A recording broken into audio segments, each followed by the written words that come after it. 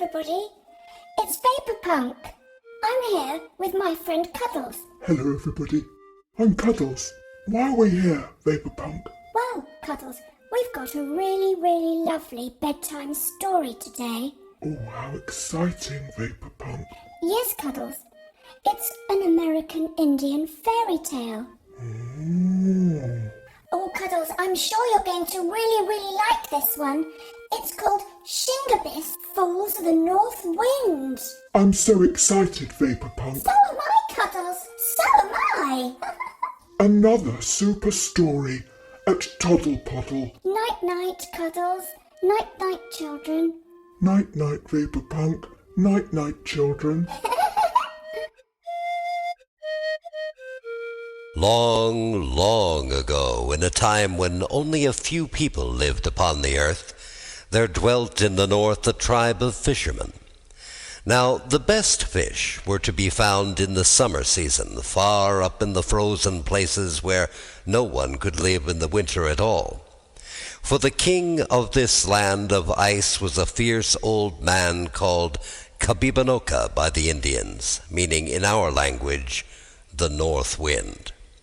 Though the land of ice stretched across the top of the world for thousands and thousands of miles, Kabibanoka was not satisfied.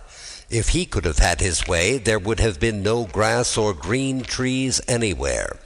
All the world would have been white from one year's end to another, all the rivers frozen tight, and all the country covered with snow and ice. Luckily, there was a limit to his power. Strong and fierce as he was no match at all for Shawandasi, the south wind, whose home was in the pleasant land of the sunflower. Where Shawandasi dwelt, it was always summer. When he breathed upon the land, violets appeared in the woods. The wild rose bloomed on the yellow prairie, and the cooing dove called musically to its mate. It was he who caused the melons to grow and the purple grapes. It was he whose warm breath ripened the corn in the fields, clothed the forests in green, and made all the earth glad and beautiful. Then, as the summer days grew shorter in the north, Shawandasi would climb to the top of a hill, fill his great pipe, and sit there, dreaming and smoking. Hour after hour he sat and smoked, and the smoke, rising in the form of a vapor, filled the air with a soft haze until the hills and lakes seemed like the hills and lakes of dreamland. Not a breath of wind, not a cloud in the sky, a great peace and stillness over all. Nowhere else in the world was there anything so wonderful. It was Indian summer. Now it was that the fishermen who set their nets in the north worked hard and fast, knowing the time was at hand when the south wind would fall asleep, and fierce old Kabibanoka would swoop down upon them and drive them away. Sure enough, one morning a thin film of ice covered the water where they set their nets. A heavy frost sparkled in the sun on the bark roof of their huts. That was sufficient warning. The ice grew thicker. The snow fell in big, feathery flakes. Coyote, the prairie wolf, trotted by in his shaggy white winter coat. Already they could hear the muttering and moaning in the distance. "Kabibanoka is coming," cried the fisherman. "Kabibanoka will soon be here. It's time for us to go." But Shingebiss the diver only laughed. Shingebiss was always laughing. He laughed when he caught a big fish, and he laughed when he caught none at all. Nothing could dampen his spirits. "The fishing is still good," he said to his comrades. "I can cut a hole in the ice and fish with a line instead of a net. What do I care for old Kabibanoka?" They looked at him in amazement. It was true that Shingebiss had certain magic powers and could change himself into a duck. They had seen him do it, and that is why he came to be called the diver. But how would this enable him to brave the anger of the terrible north wind? "You had better come with us," they said. Kabibanoka is much stronger than you. The biggest trees of the forest bend before his wrath. The swiftest river that runs freezes at his touch. Unless you can turn yourself into a bear or a fish, you have no chance at all." But Shingebiss only laughed the louder. "My fur coat lent me by Brother Beaver and my mittens borrowed from Cousin Muskrat will protect me in the daytime," he said. "And inside my wigwam is a pile of big logs. Let Kabibanoka come in by my fire if he dares." So the fishermen took their leave rather sadly, for the laughing Shingebiss was a favorite with them, and the truth is, they never expected to see him again. When they were gone, Shingebiss set about his work in his own way. First, he made sure he had plenty of dry bark and twigs and pine needles to make the fire blaze up when he returned to his wigwam in the evening. The snow by that time was pretty deep, but it froze so hard on top that the sun did not melt it, and he could walk on the surface without sinking in at all. As for fish, he knew well how to catch them through the holes he made in the ice.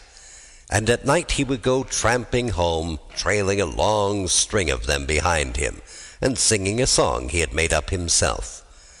"Kabibanoka, ancient man, come and scare me if you can. Big and blustery though you be, you are mortal, just like me."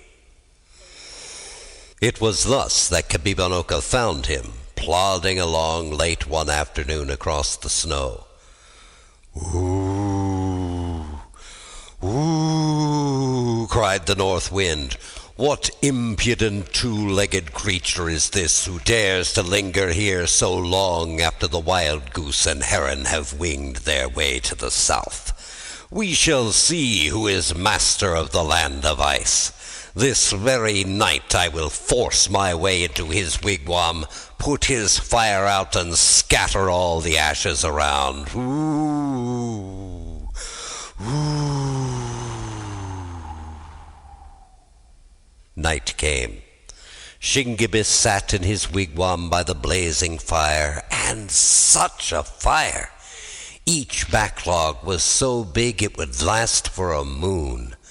That was the way the Indians, who had no clicks or watches, counted time instead of weeks or months. They would say, "a moon," the length of time from one new moon to another. Shingebiss had been cooking a fish, a fine fresh fish caught that very day.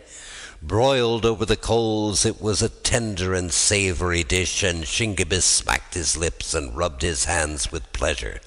He had tramped many miles that day, so it was a pleasant thing to sit here by the roaring fire and toast his shins. How foolish, he thought, his comrades had been to leave a place where fish was so plentiful so early in the winter. "They think that Kabibanoka is a kind of magician," he was saying to himself, "and that no one can resist him. It's my own opinion that he's just a man, just like myself. It's true I can't stand the cold as he does, but then neither can he stand the heat as I do." This thought amused him so much that he began to laugh and sing, "Kabibanoka, frosty man, try to freeze me if you can. Though you blow until you tire, I am safe beside my fire." He was in such high good humor that he scarcely noticed a sudden uproar that began without. The snow came thick and fast. As it fell, it was caught up again like so much powder and blown against the wigwam, where it lay in huge drifts. But instead of making it colder inside, it was really like a thick blanket that kept the air out. Kabibanoka soon discovered his mistake, and it made him furious. Down the smoke vent he shouted, and his voice was so wild and terrible it might have frightened an ordinary man, but Shingebiss only laughed. It was so quiet in the great silent country that he rather enjoyed a little noise. "Ho, ho!" he shouted back. "How are you, Kabibanoka? If you are not careful, you will burst your cheeks." Then the wigwam shook with the force of the blast, and the curtain of buffalo hide that formed the doorway flapped and rattled and rattled and flapped. "Come on in, Kabibanoka," called Shingebiss merrily. "Come on in and warm yourself. It must be bitter cold outside."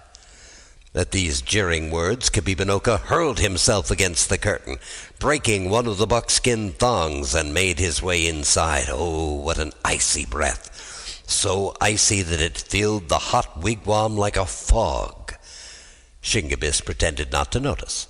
Still singing, he rose to his feet and threw on another log. It was a fat log of pine, and it burned so hard and gave out so much heat that he had to sit a little distance away. From the corner of his eye he watched Kabibinoka, and what he saw made him laugh again. The perspiration was pouring from his forehead. The snow and icicles in his flowing hair quickly disappeared. Just as a snowman made by children melts in the warm sun of March, so the fierce old north wind began to thaw. There could be no doubt of it. Kabibinoka the Terrible was melting. His nose and ears became smaller. His body began to shrink. If he remained where he was much longer, the king of the land of ice would be nothing better than a puddle. "Come on up to the fire," said Shingebiss cruelly. "You must be chilled to the bone. Come up closer and warm your hands and feet." But the north wind had fled even faster than he came through the doorway. Once outside, the cold air revived him, and all his anger returned. As he had not been able to freeze Shingebiss, he spent his rage on everything in his path. Under his tread the snow took on a crust. The brittle branches of the trees snapped as he blew and snorted. The prowling fox hurried to his hole, and the wandering coyote sought the first shelter at hand. Once more he made his way to the wigwam of Shingebiss and shouted down the flue. "Come out," he called. "Come out if you dare, and wrestle with me here in the snow. We shall see who's master then." Shingebiss thought it over. "The fire must have weakened him," he said to himself, "and my own body is warm. I believe I can overpower him. Then he will not annoy me any more, and I can stay here as long as I please." Out of the wigwam he rushed, and Kabibinoka came to meet him. Then a great struggle took place. Over and over the hard snow they rolled, locked in each other's arms. All night long they wrestled, and the foxes crept out of their holes, sitting at a safe distance in a circle, watching the wrestlers. The effort put forth kept the blood warm in the body of Shingebiss. He could feel the north wind growing weaker and weaker. His icy breath was no longer a blast, but only a feeble sigh. At last, as the sun rose in the east, the wrestlers stood apart, panting. Kabibinoka was conquered. With a despairing wail, he turned and sped away. Far, far to the north he sped, even to the land of the white rabbit. And as he went, the laughter of Shingebiss rang out and followed him. Cheerfulness and courage can overcome even the north wind.